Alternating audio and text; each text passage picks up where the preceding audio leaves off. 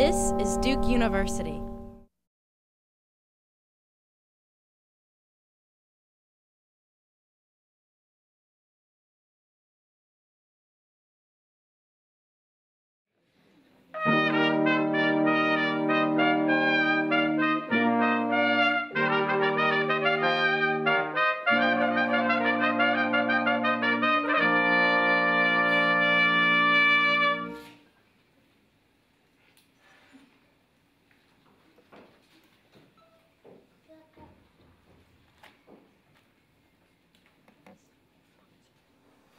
Be seated. Well, thank you everyone for joining us tonight for our second MMCi graduation.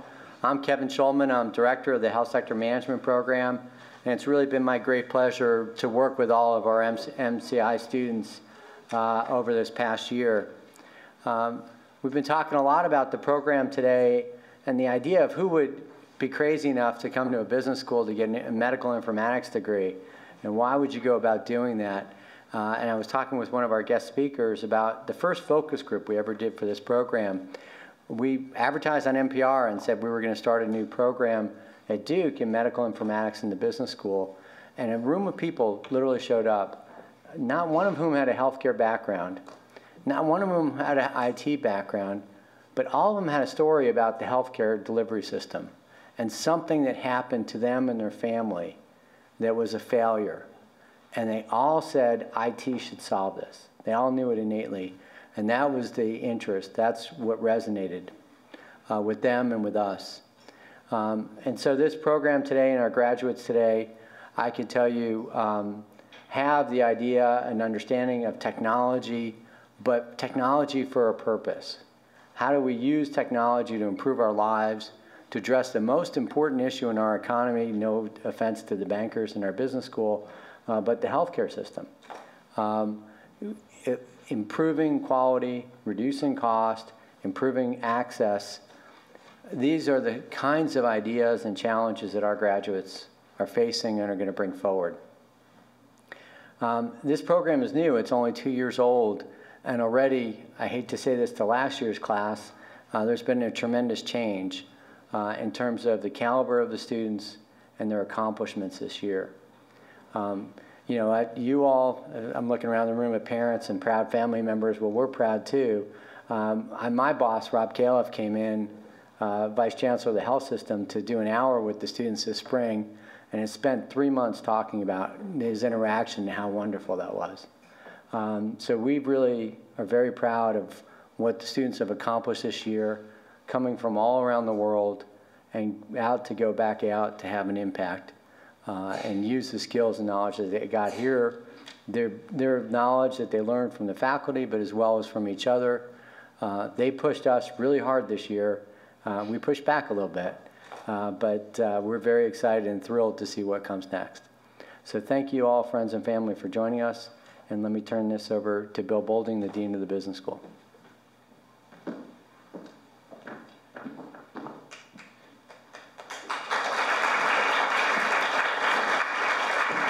If I could ask everyone to please stand and have our graduates join us.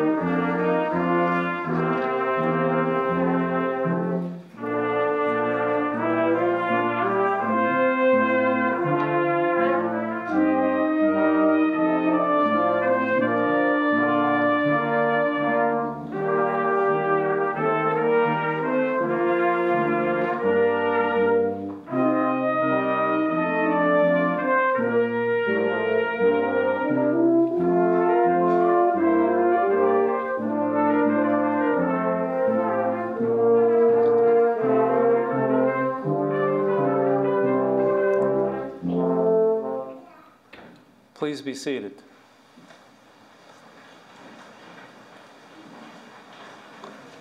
So I'd just like to tell the graduates who missed some of what Kevin had to say, I think he kept you out of the room because he said you were better than the last group of students, and he didn't want that going to your heads at the last minute. So it's with real pleasure to welcome all the friends and family, the graduates, and the staff and faculty who have put together and supported an incredible program and a wonderful experience. I'm now going to introduce the first of our guest speakers, and we have an incredible privilege of having not just one, but two people who are going to speak to us who are right at the center of, I think, the issues where the students today plan to make a difference in the future. And so we have two incredible role models and I think voices of experience and wisdom to set the standard, and the standard is very high indeed. So the first speaker that we have is Dr. Farzad Mostashari. And you have a bio that gives a description of his accomplishments at the back of your program. I will skip over most of that. I certainly will note that he does serve as the National Coordinator for Health Information Technology within the U.S. Department of Health and Human Services, which is an incredibly important role within the government. But I think what's really distinctive is that he has proven throughout his professional career that he has a passion of bringing together technology bringing technology into the health domain in order to make a real difference. He's done things as varied as figuring out how can you use technology to increase access to healthcare in underserved markets, to electronic surveillance and early detection systems for disease outbreaks. And so this is something that is not a passing fancy. He has devoted his professional life to this topic. I think one of the things that I find very striking is that he is known for saying data is power. And I think that he is on a mission to actually lead the healthcare industry to seize that power, because it's sitting out there in his view, but it's not going to do us any good if we don't actually have people exercise that power. And so he has a vision for the outcomes, the state that we can get to if we successfully exercise that power, which I think is incredibly important, because as his predecessor said about him, he's not trying to drive technology change, he's trying to drive social change in order to make these things happen.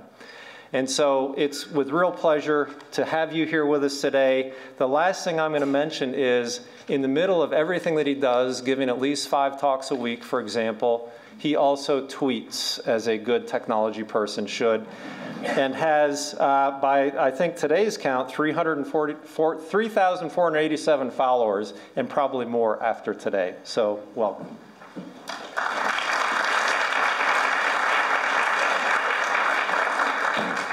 That's Farzad_ONC for my tweeps out there.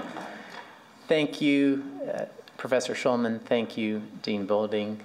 Thank you to the graduates. And make sure to thank your moms, your families, all the people who helped us get to this point. Health information technology. Doesn't quite flow off the tongue, I know. I'm the national coordinator of it. And a lot of times you wonder, what is that? Health information technology. And I think it's appropriate that we just start with just in order. It starts with health. And as Professor Shulman said, each of us, each and every one of us, has had an experience with the healthcare system, for us, or probably even more poignantly for someone we love. And each of us knows that feeling of vulnerability, of concern, of anxiety, of powerlessness, of looking at a system that doesn't serve us, and it doesn't serve our loved ones, day in and day out. And it's not because the people who are those professionals, those doctors, the nurses, the administrators don't want to take good care of patients. It's because the system is failing them. Health. What could be more personal? What could be more important? And many of us are in this field because of that kind of personal experience. The second is information. And this is the idea that data and indeed information is power. That we can't improve what we can't see. And indeed, in health information technology, the second part is getting information in the hands of people who need it. And the final part is technology. And we don't lead with technology, but technology is an amazing thing because it uniquely offers the promise that is so wonderful to capture today, the promise of a tomorrow that's better, the tomorrow that's faster, and a tomorrow that's cheaper than today. Nothing else works that way. Nothing else has that property, that tomorrow's computer or cell phone or software is better and faster and cheaper than today's. That is the promise of technology. And what we need to do is we need to bring that promise of technology to a healthcare system that's broken. A healthcare system that doesn't provide quality. What do I mean by that? The single most important thing that healthcare can do probably to save lives is take care of people in preventing cardiovascular disease. My dad had a heart attack when he was not much older than I am today. He didn't have his lipids controlled, as half of people with high cholesterol today don't have their cholesterol controlled. He didn't have his blood pressure controlled. He wasn't taking an aspirin a day.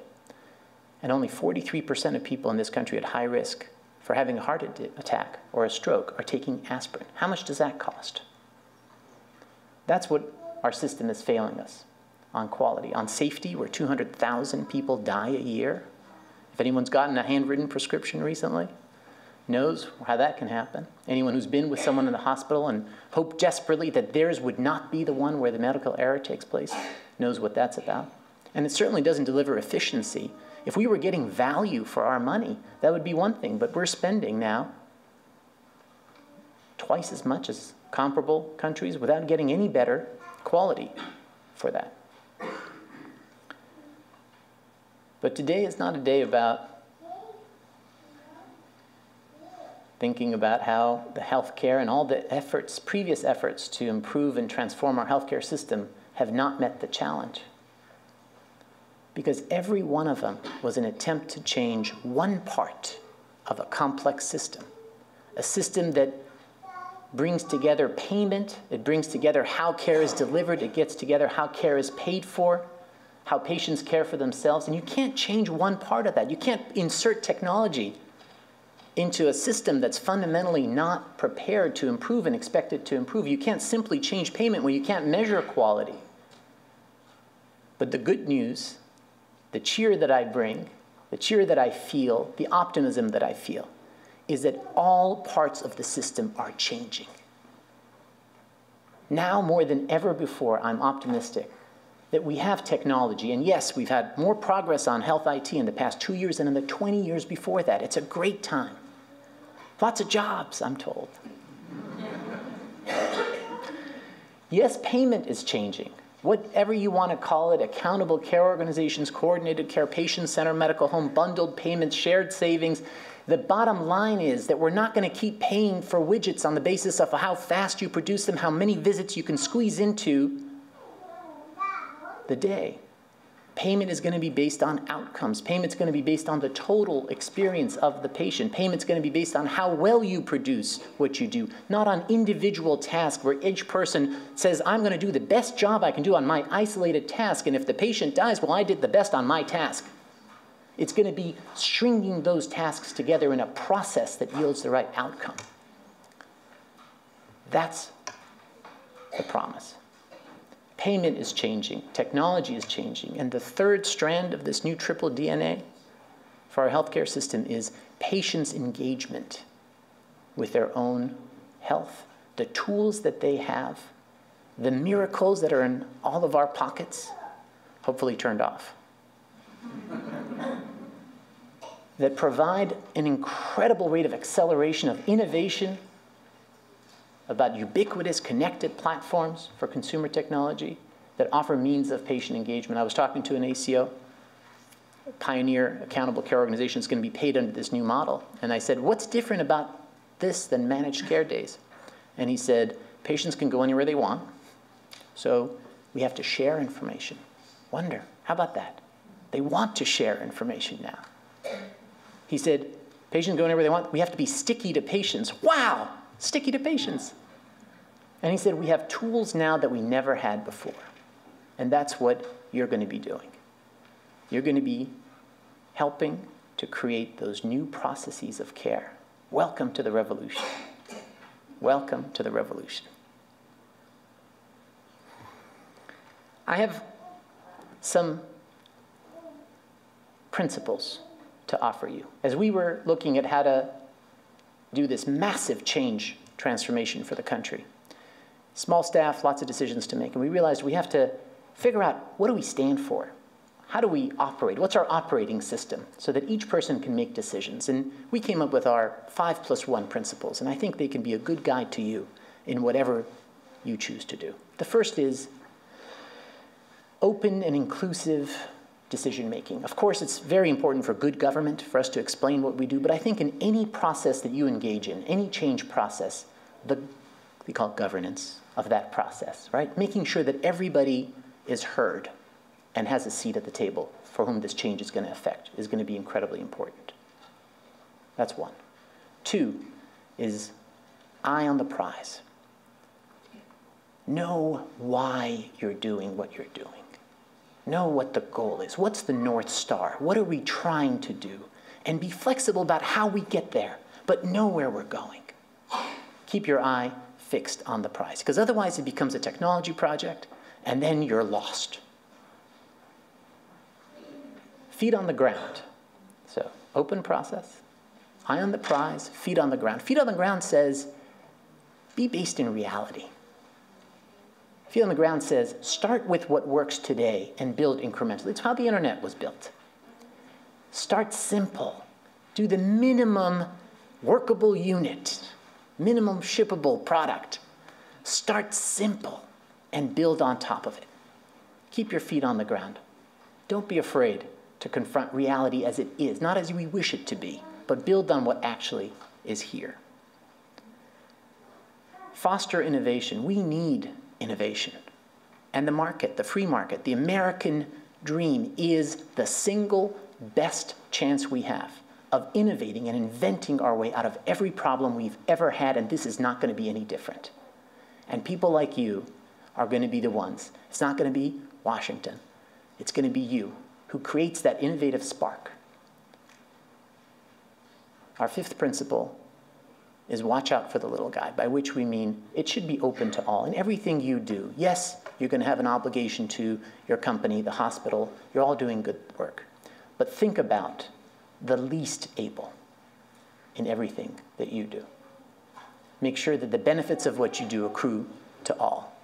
And finally, patient in the center. That's an easy one, right? It's the prince among principles, to quote Don Berwick. As you think about the projects you're working on, literally put the patient in the center of every diagram, every whiteboard session, every diagram, every plan that you put. Put the patient literally in the center of what you're doing, because it's really going to be all about the patient. I want to close.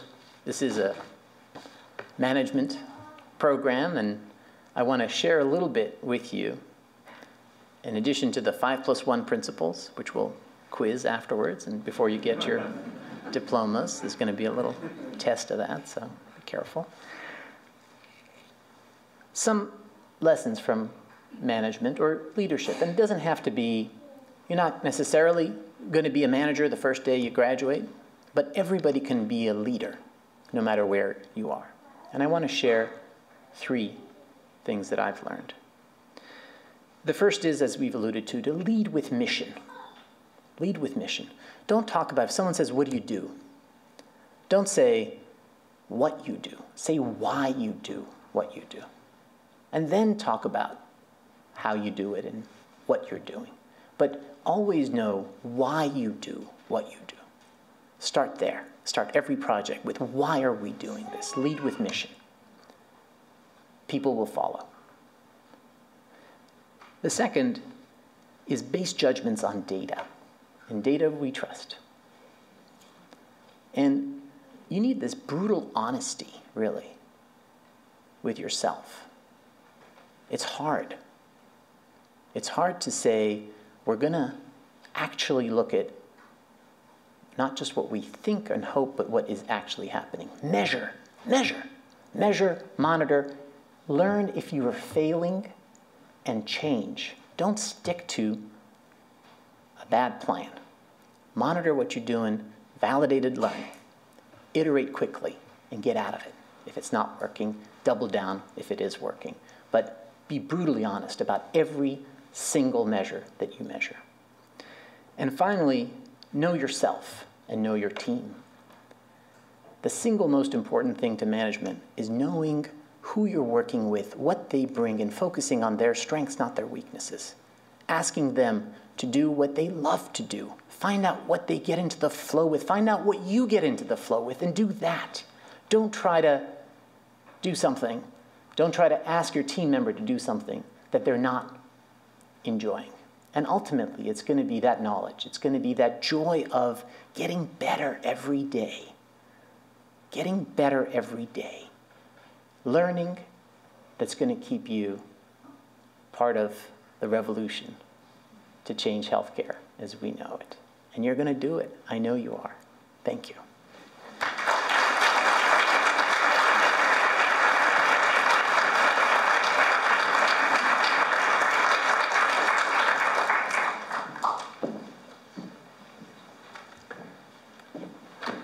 Thank you so much for those very, very inspirational and very practical words of wisdom.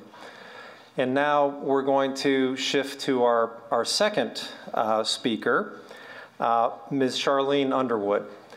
And again, this is someone who is incredibly distinguished in terms of her accomplishment, and I'm not going to repeat what's in her bio, other than to note that she is the Senior Director of Government and Industry Affairs for Siemens Medical Solutions, one of the most important companies working in this space.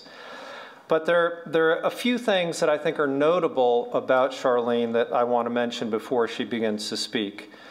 The first is that she is an advocate for industry involvement in the use of health IT in terms of using industry as a way to improve the big things that are the big challenges in health around access, quality, cost, and safety.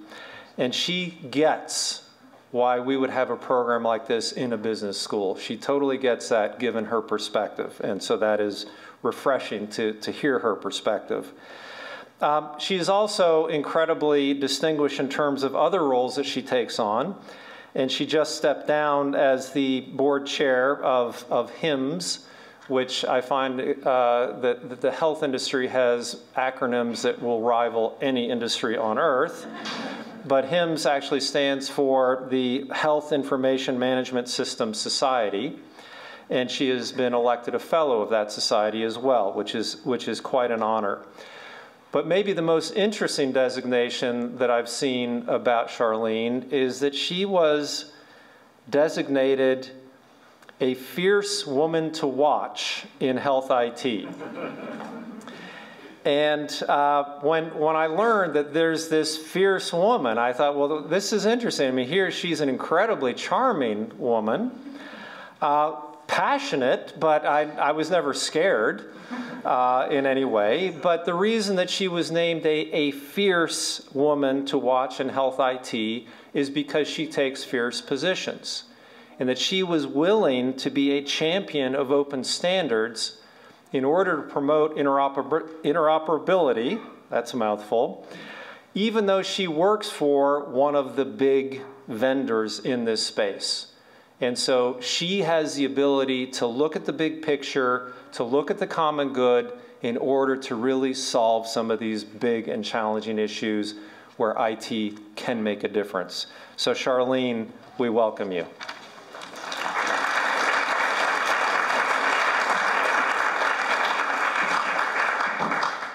Well, thank you, Dean Boulding, Dr. Schulman, and class.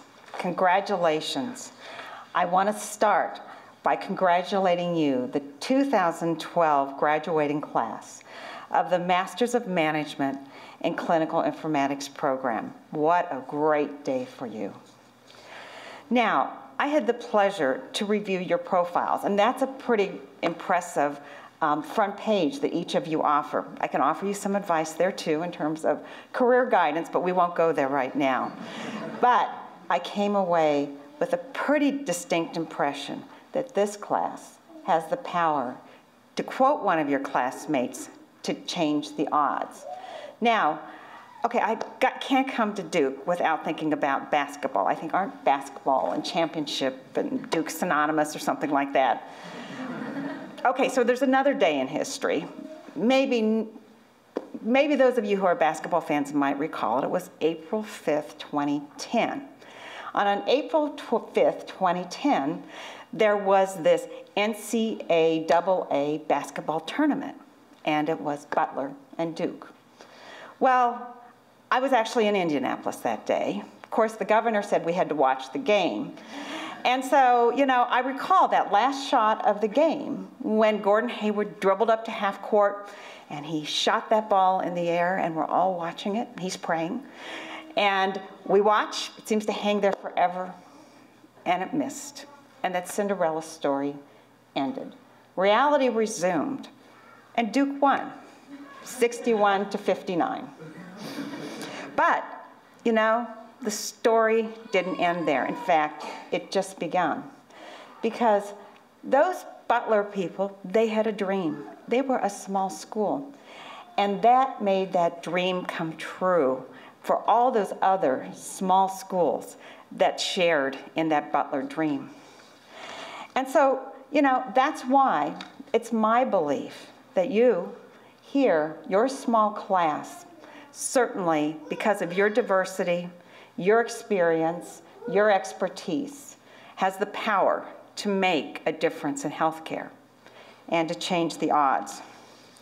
You know what? In learning more about you and talking about you, I found that you are leaders today, and you share a passion for health and health care. And you know what? The other thing, you're frustrated with that status quo. And you know, you've recognized that this is a period of profound change that we're in, and you're not afraid to fight the complacency of today's system. You recognize the promise, as Farzad spoke to, that's afforded by health information technology. And through this program, you've acquired the skills to solve real problems. But much is expected of you. And it's going to take courage to change the game. And it's not going to be easy. The stakes are high, and Farzad alluded to that. You're entering an industry, or are in an industry, that knows they have to change, but has found it incredibly hard to figure out how to change. We need your help to find what Dr. Schulman calls that holy grail when he speaks. You know, that nexus of health information technology, business transformation to really make a difference. And so I challenge you to find where opportunity and ability comes together so you can contribute to making something spectacular happen. And you know, as Farzad mentioned, we can't forget that the heart of what we do is taking care of patients, patients who are people like you and like me. So, as Dr. Bowling mentioned, this past year I served as the board chair of HIMSS, and it was a capstone to my career. But I have to admit, when I started my career, I didn't wake up in the morning and think, okay, I'm going to be HIMSS board chair, you know? In our industry, it just doesn't work like that. What I found is it's not where you start, but what you do along the way that counts.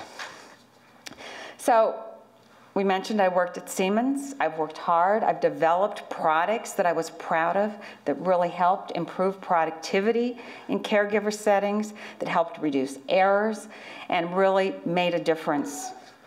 And I was excited about that. And I love my job. It provided me professional satisfaction.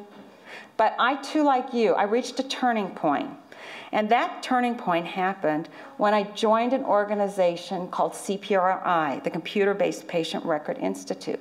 Now, that organization was found as the result of an Institute of Medicine report that was published in about 1989. I'm giving away my age. And that report called for the use of computer-based patient records as an essential technology in healthcare. So, that's like over 20 years ago, we've been working on this. I've been working on that maybe a little longer. But that being said, one of the programs that the CPRI put forward was the Nicholas E. Davies Award. And that award recognizes excellence in implementation of computer-based patient records. Now, there weren't a lot of computer-based patient records out there then, so why in the world were we awarding them? Well, we wanted to share knowledge of its value, of its potential, of what it might be capable of doing. Fast forward, HIMSS Conference 2012 this year, I had the opportunity to sit in the front row seat of the HIMSS Conference and actually give Nicholas E. Davies Awards to providers who really implemented their systems in extraordinary ways. It was a dream come true. And it was fun seeing some of my work still making a difference in the industry. So as I mentioned, in preparing for this dress, I reviewed those profiles, and I advised some of you in the class there were some really good marketing-oriented profiles, and some of you could learn from others. Again, in this field, we learn from each other, so don't hesitate. But I was impressed because I found out that each of you have the potential to do great things in this industry.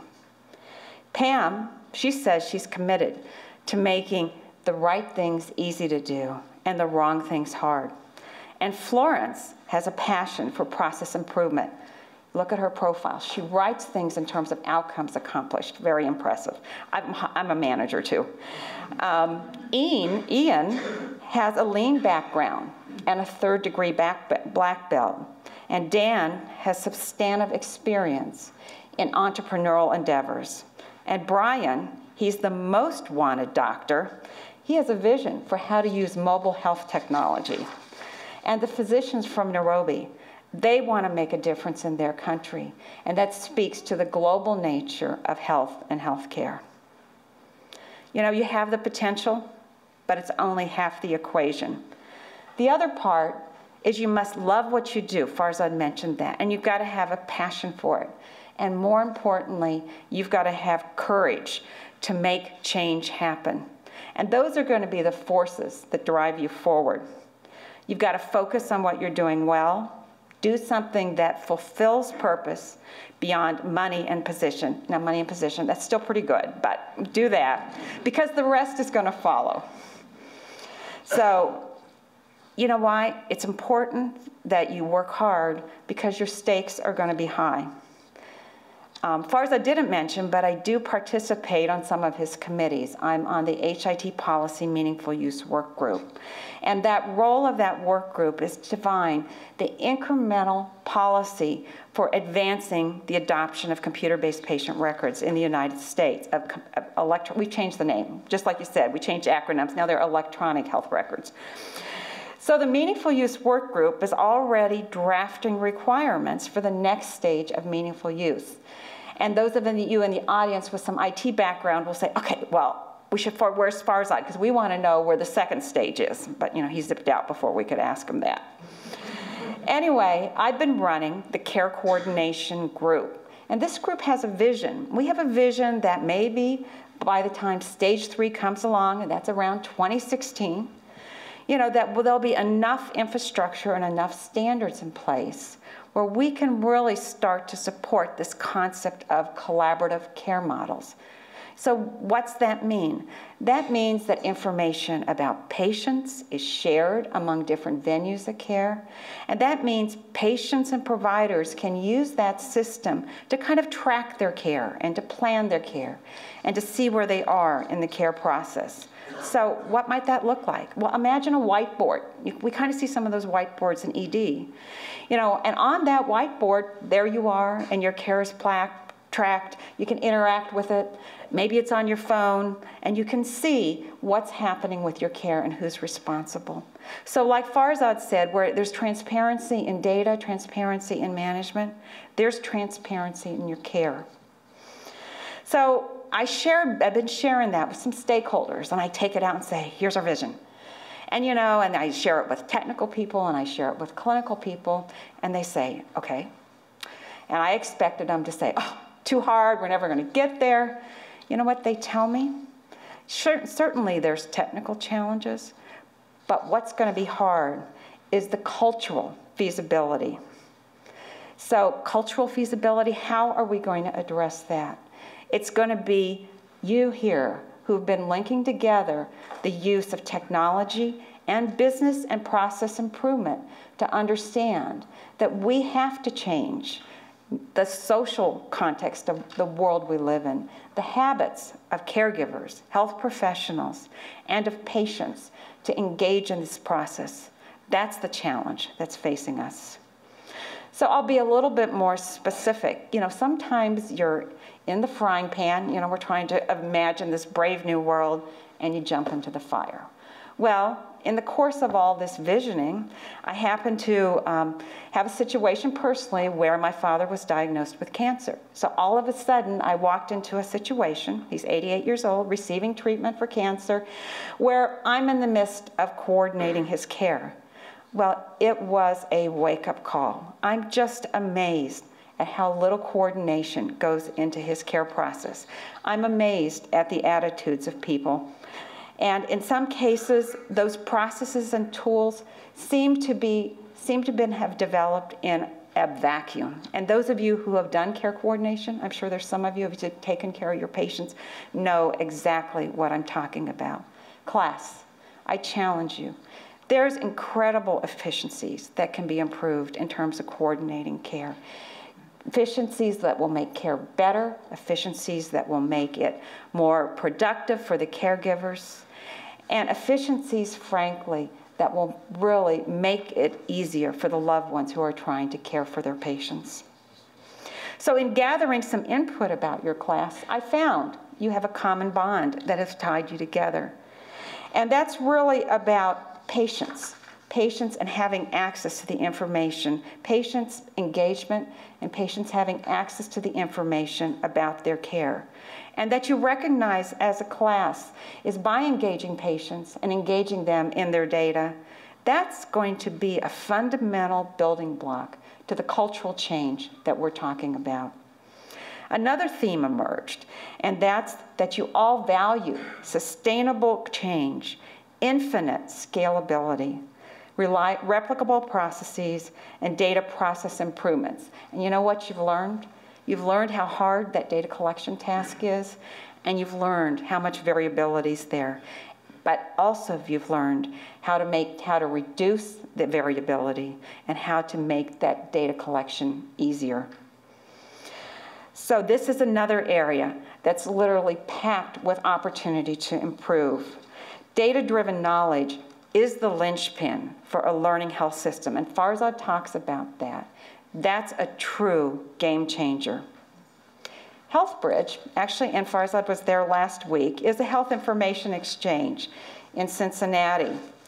And they have a capability which allows that system to monitor the services across the different providers in the market and look at which patients are seen in different emergency rooms and which ones go to different hospitals. Well, over the course of a year, the 6-year-old boy stood out. Now, the 6-year-old boy stood out because he had been seen 9 times in the emergency room for asthma attacks. 9 times. So Brandy, a care manager, called up the dad and said, you know, what gives here? Why is he going to the emergency room? 9 times in a year. And the dad said, look, I'm a single dad, I work full time, and when my son has asthma attacks, I do the right thing. I take him to the doctor to make sure that that asthma is controlled. It happens to be the emergency room. So what happened is Brandy did a little bit of research, and she found near that dad's home, there was a clinic that had nighttime hours. And so now that dad can take his son to the clinic, which is near his home. This is the power of data. Data that has changed the life for that dad who's trying his best and his son, and data that has effectively reduced the cost of providing health care.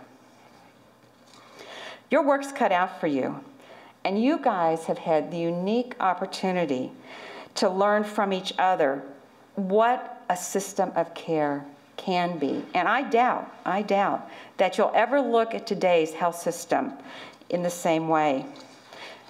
National policy supports you, and the Supreme Court does too.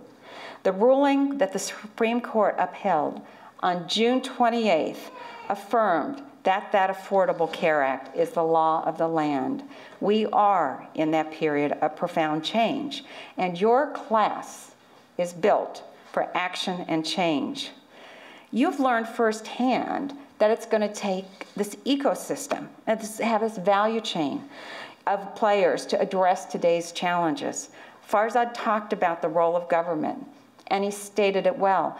Government's there to set the policy framework, they're there to set the standards, and they're there to invest in infrastructure and spur innovation.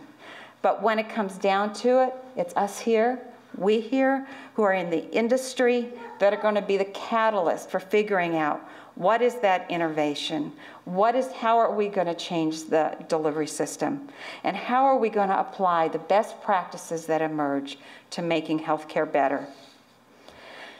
One of my other roles, I was chair of the Electronic Health Record Vendor Association, and sometimes vendors, if you will, are viewed as the black hats in the process, they want to be proprietary. Well, in that role, I found the opposite. I found the vendors very committed to adopting standards and exchanging data. We want to be part of that bigger picture.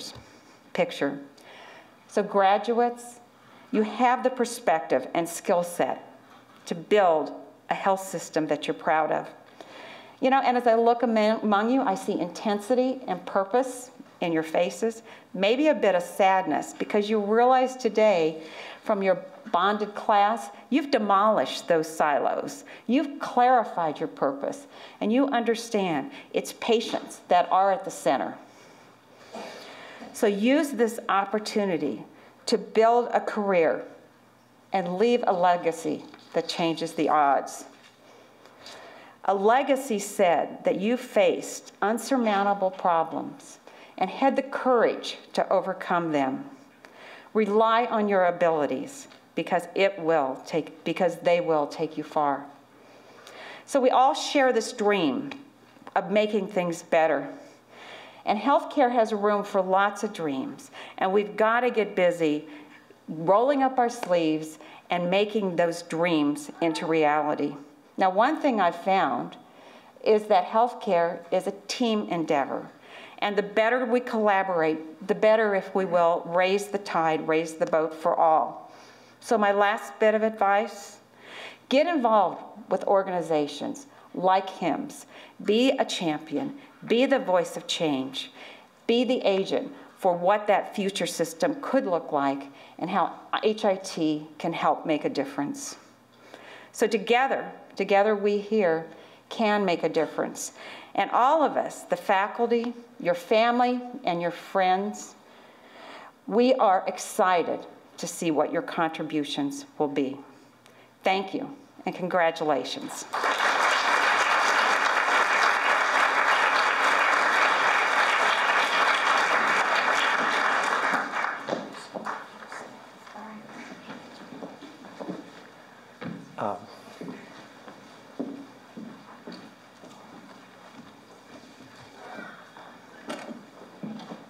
So Charlene, thank you for highly relevant and inspirational remarks. On behalf of the entire community, please accept this token of our appreciation. Thank you very much. Thank you.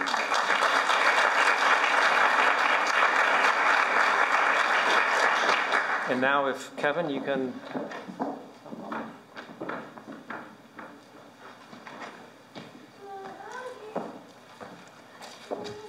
One of the great traditions of the HSM program and the Fuqua School is after the faculty and staff spend a year with our students, they have a chance to evaluate us and recognize faculty and staff for their contributions to their experience. So I want to bring up Herb Morehouse to present the faculty and staff awards this year for MMCI.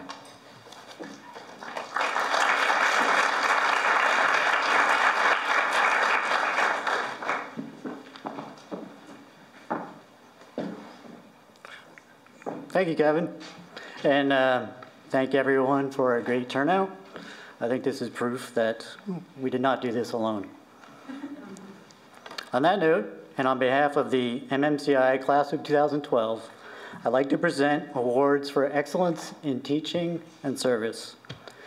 The recipient of our Excellence in Teaching Award could not be here tonight, but we knew that ahead of time. And 2 weeks ago at our MMCi dinner, we presented our accounting professor, C.J. Skender, with an Excellence in Teaching Award. We thank him for his devotion to teaching and for his inspiration in life. Even though he is not here tonight, it would be a nice gesture to give him a round of applause.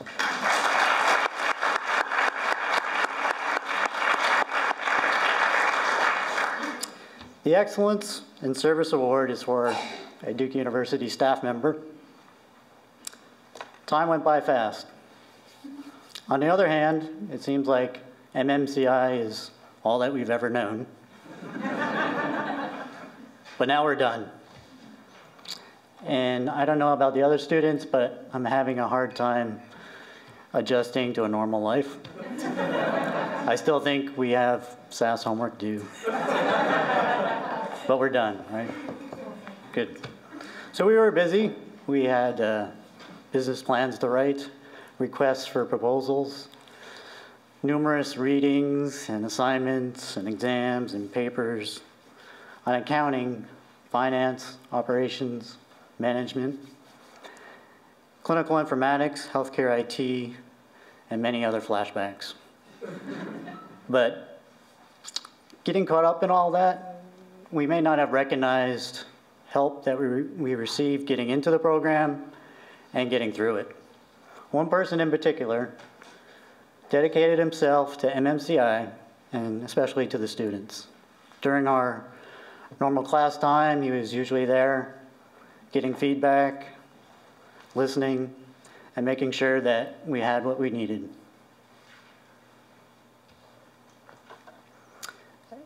Like other programs, there's adversity.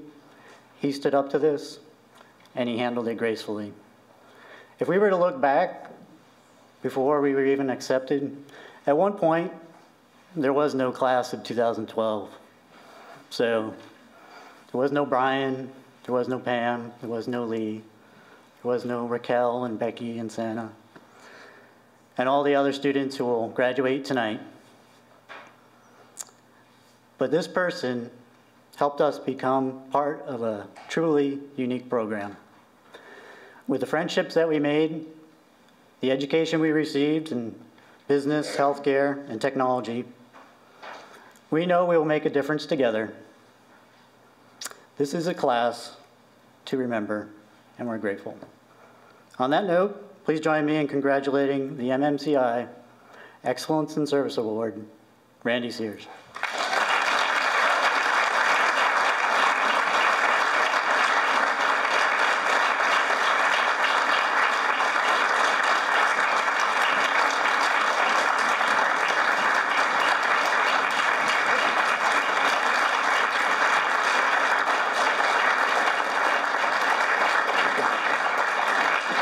Thank you, class. It's greatly appreciated. Thank you very much. What a wonderful year it's been. I will say this, in accepting this, that it was a team effort, as you well know. And Johnny and Ellen and the HSM staff members who were able to reach out and do things for you and help shape your experience along the way played a very big part in that, and I was one of those people.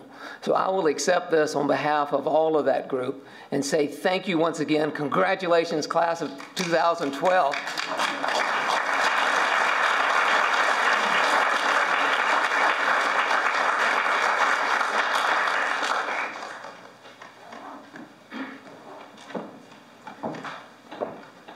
It's 2012, the number 2 comes in a couple of times tonight. We had 2 speakers to give keynotes, and now we have 2 student speakers. The first of those is Larry Crawford. So Larry.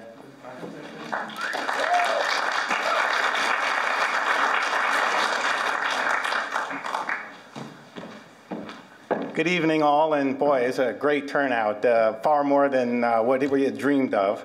And thank you, class, for allowing me to speak. And Herb put it best in that MMCi is a unique program, but what about that name, MMCi? And here's how the year went for me, and I'm sure for you too. It's like, hey, Larry, I hear you're getting your master's degree at Fuqua. Yeah, I am. So you're getting an MBA. Well, that's great. And you go, well, actually, I'm getting a master's degree in management and clinical informatics. And then there's a frown, and so you're not in business school? Yeah, but, and, you know, and the conversation goes on, and then at the end of it, it's, okay, good luck getting your MBA. Now, if I had a nickel for every time that happened, well, you know the rest of it. I'm sure you've had that experience all year long. Now, what about the actual experience that we had this last year? It's really been nothing short of astonishing.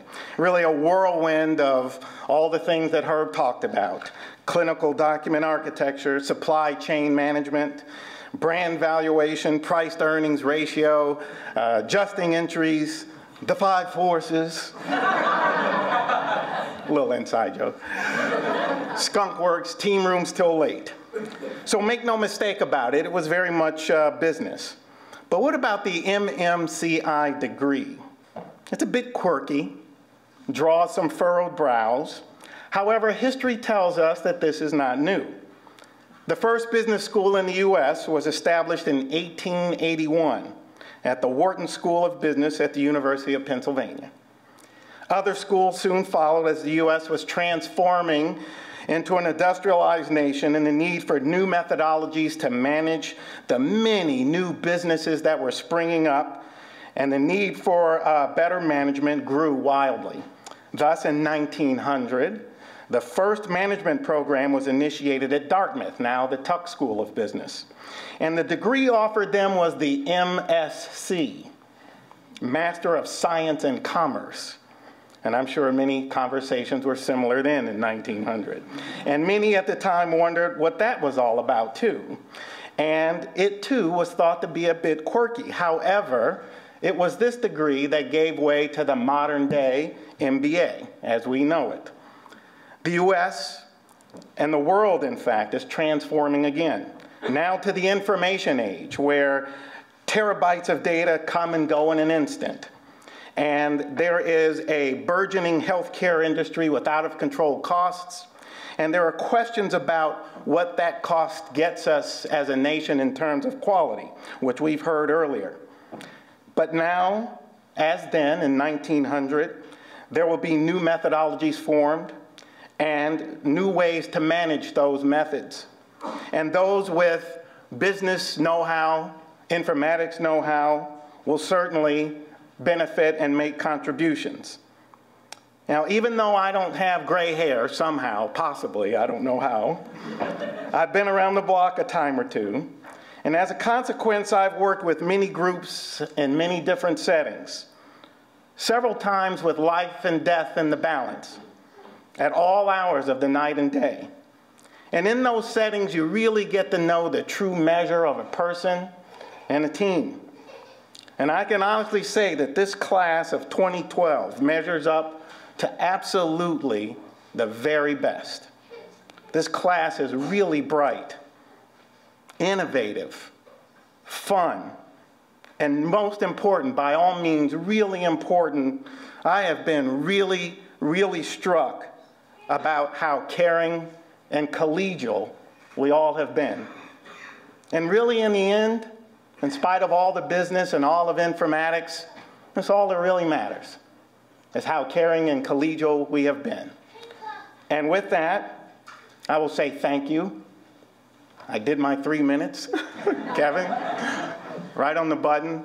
I really want to thank everybody who participated in the program, the faculty, and most my fellow classmates. Congratulations to everyone, and have a good evening.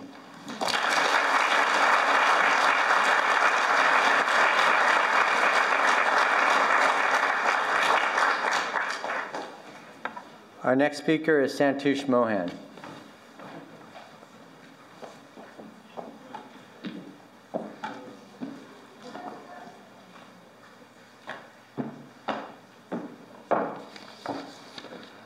Thank you, Dr. Shulman.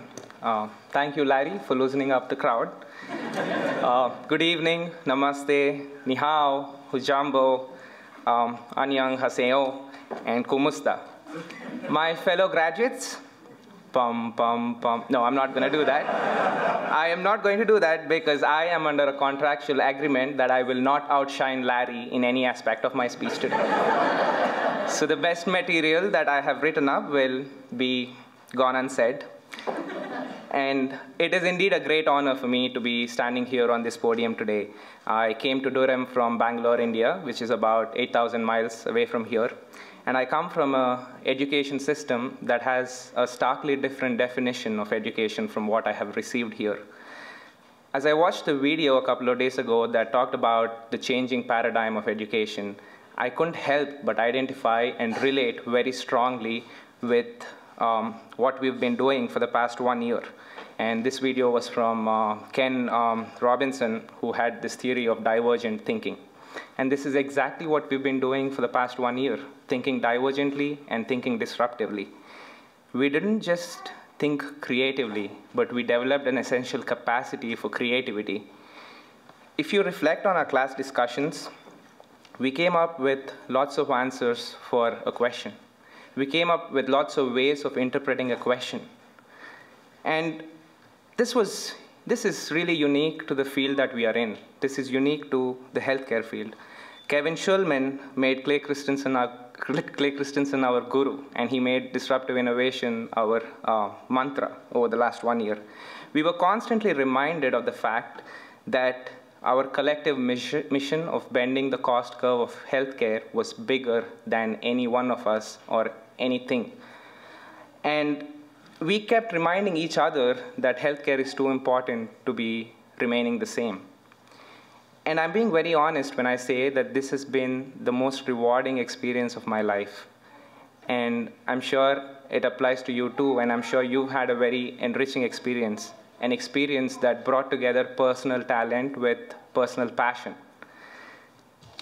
And I'm sure that you all agree that in this journey, we felt most ourselves. We felt most inspired. We felt most determined to achieve the excellence that we are capable of.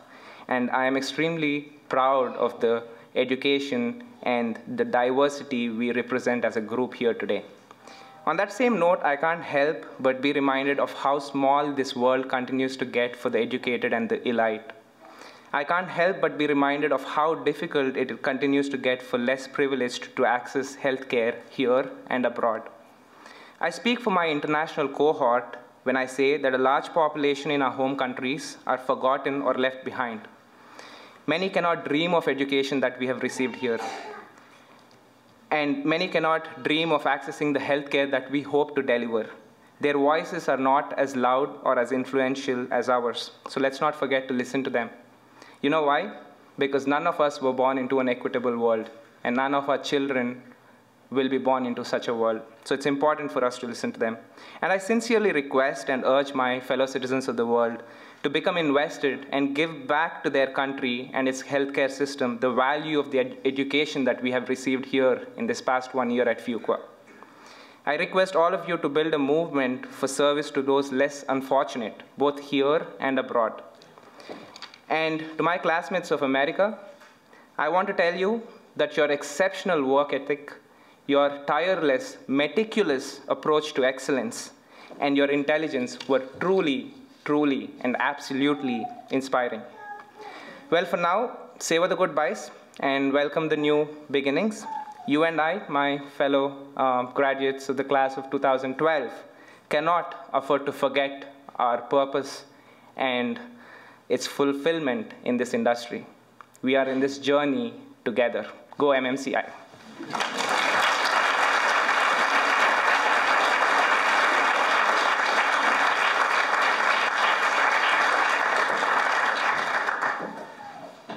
While the graduates were out, I told the parents that this is a really special group, and I think you get some flavor for that now. And all of us faculty got combat pay for having to be in front of all these people all this past year.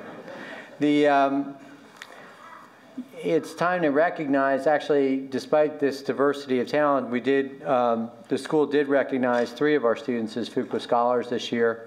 And so let me ask the 3 of them to stand, and then we could give them a round of applause after they stand. Tony Castleberry, George Kimura, and Santush.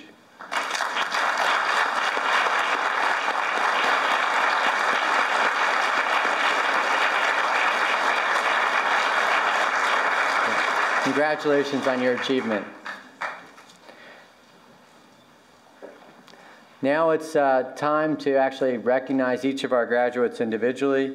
And I'm going to ask Bill and Charlene to come up, as well as Randy, so we can give out your diplomas.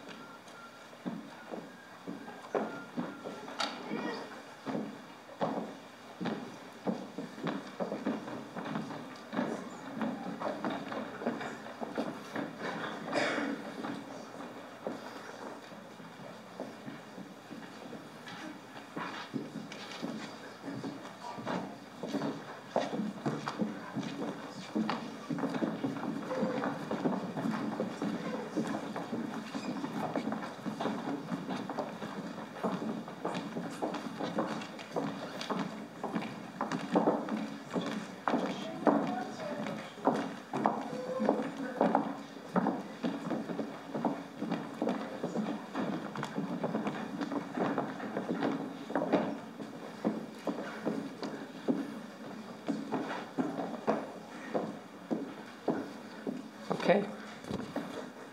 Ian Angelo Alcancia.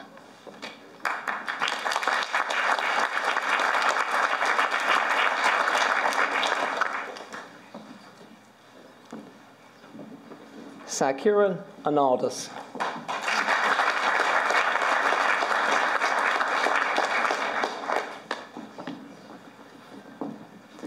Jacqueline Ellis Bagwell.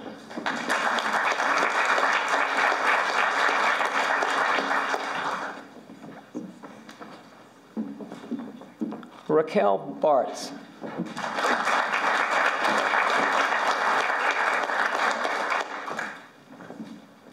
Mark Barnett Battaglia.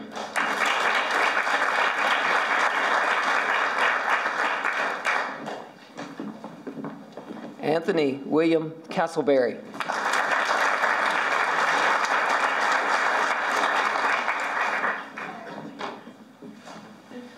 Arlene Unique Chung.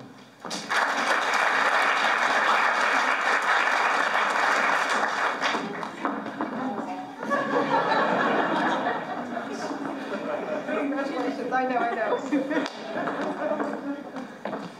Roger Lee Cothran, Jr.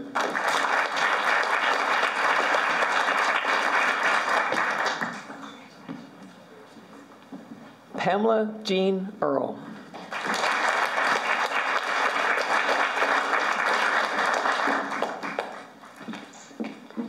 Tricia York Garrett.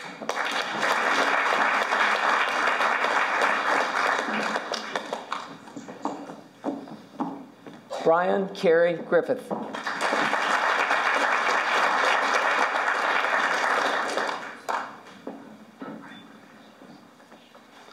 Thomas Joseph Hopkins.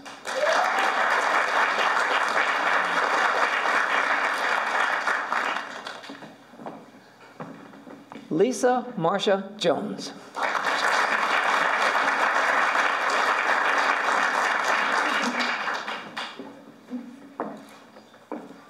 Tyler Ryan Jordan.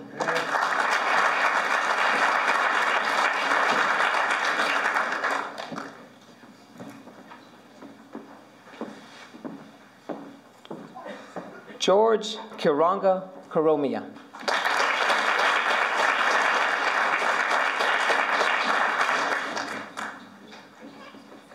Santosh Mohan.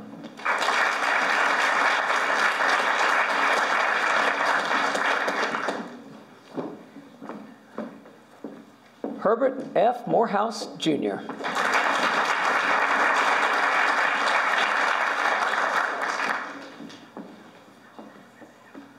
Lawrence Edward Crawford.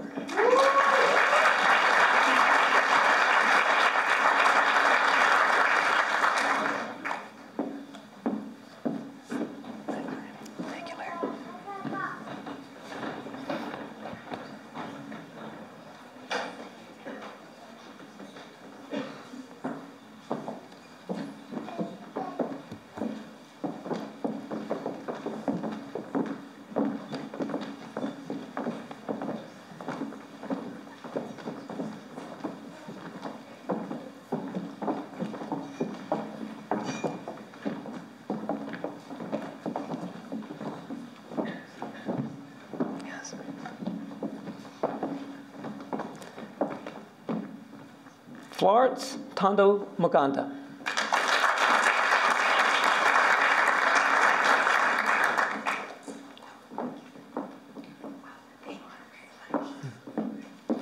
Olafemi Olashian Owatugan.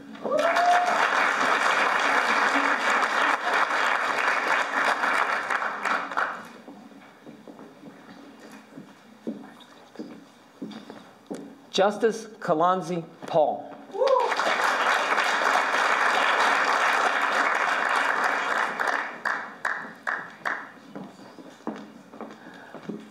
Louis Robert Pica.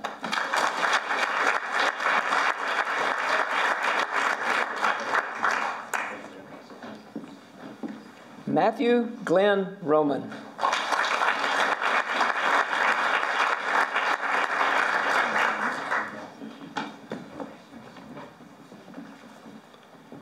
Rebecca Ann Schroeder.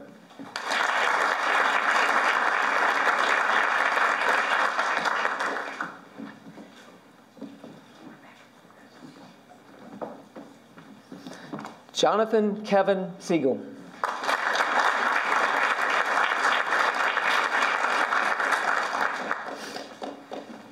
Ashley Lynn Sherwood.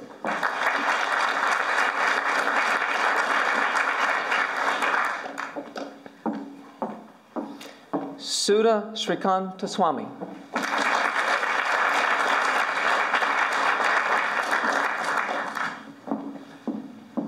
Daniel Sims Stevenson.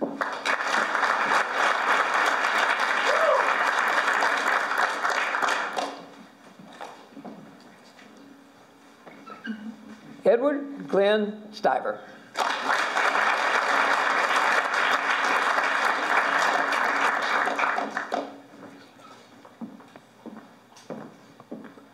Christopher John Vale.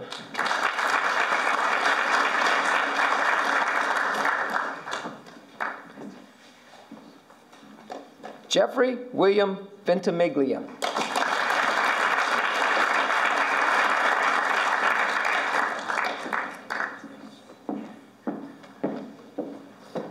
Benjamin John Wilson.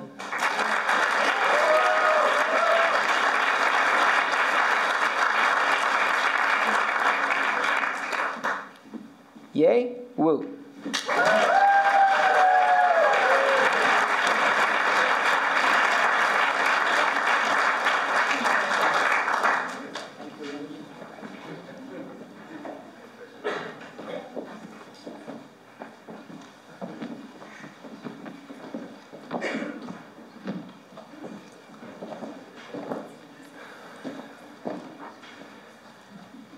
Okay, we are getting close to finishing here. It's about the time where it seems like everything has been said, but not everybody has said it, and that's now my role. So I want to make sure that we thank some people again. And first and foremost, I want to thank all the friends and family that are here tonight, but also have been here to support the graduates throughout this program. And the ones that aren't here, I want to call attention to their role in making this night possible. I also want to thank all the speakers. We had wonderful speakers. The commencement speakers, the student speakers were all fantastic and directly on point. And I want to thank the staff and faculty who made this experience so special for you. And I want to call special attention to Randy Sears, who brought you here and is still here with you tonight to make sure that you close the experience on a positive note. So thank you, Randy.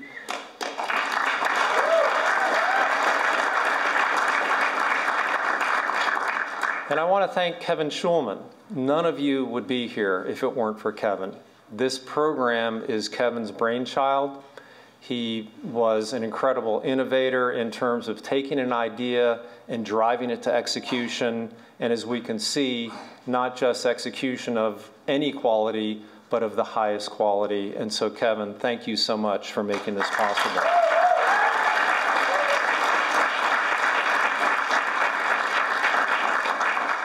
And now, students, if I could please ask you to rise. So I'd like to speak directly to all of you, but before I do that, I actually would like to say you're no longer students, but you are graduates. And so could everyone please join me in congratulating the MMCi class of 2012.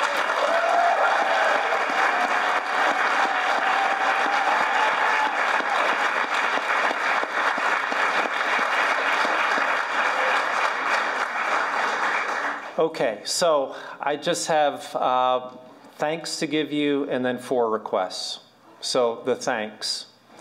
If you think about an innovative program, if you think about something that defines a new product category where people have no idea what an MMCi is, the second class, and in some ways, is the most important.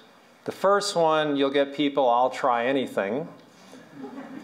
But the second class is the class that makes it sustainable, that proves the concept, and the proof of the concept is standing there in all of you. Our highest form of leadership, what we recognize as the most important and best quality of leadership, is when you leave a place stronger and better than when you arrived.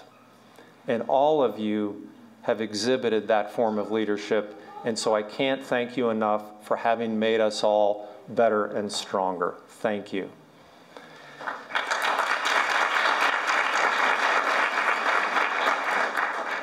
So now, having thanked you, come the 4 requests. So the first request is, please, please show your appreciation for those people who made this possible. For the people that are in the audience tonight, for the ones that can't be here tonight. There's a whole team behind this team that made this possible, and please make sure you acknowledge them and thank them with deep gratitude. The second thing is that you have helped pioneer a new product form. This is a totally different idea, and we think an incredibly important idea.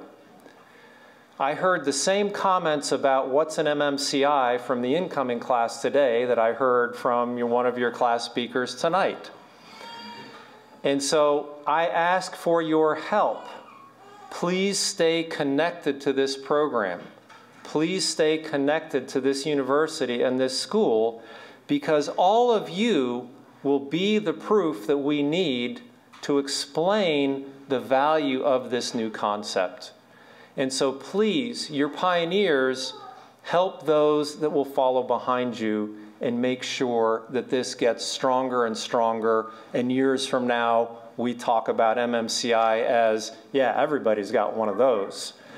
But for now, you play a special role. You have played one, and you will continue to play one. The third thing that I ask of you is, I heard repeatedly the value of this team, how much you respect each other, how much you value each other, and I want to be sure that you show the ultimate respect for each other by staying connected with each other. It's incredibly important as you go through your careers and you tackle the fundamental challenges that all of you are prepared to tackle, that you still have this team with you, supporting you as you go through the difficult times, and to share the great times with you that are still to come. And the last request I have of you is perhaps the most challenging, but I think the one that you will embrace above all others, which is I ask you to go forward in the world and make a difference. Take what you've done here and really move to change things.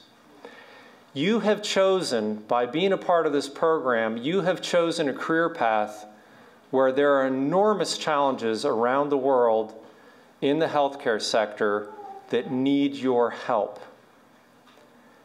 You have a huge advantage working in this space, which I can tell you is full of conflict, very fractionated, depending on the point of view that you take, and oftentimes just downright difficult.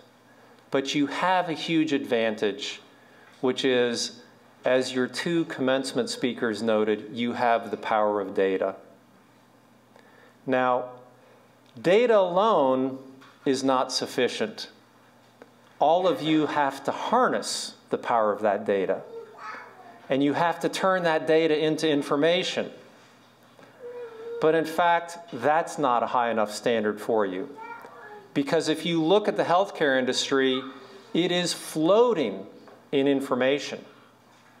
Much of it completely irrelevant and useless in terms of tackling the fundamental challenges around cost, quality, and access. Your challenge is to turn data into knowledge.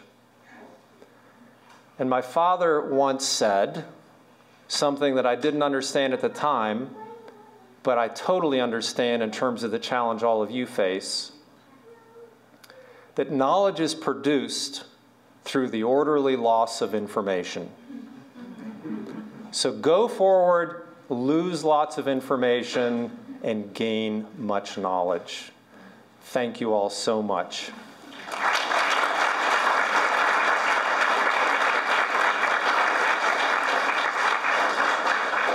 So we really are finished now. And what I would ask is for the audience that actually has a seat to remain seated until we recess out. And then after all the graduates have recessed out, if you could please follow us, and we now have a time of real celebration. Thank you all so much.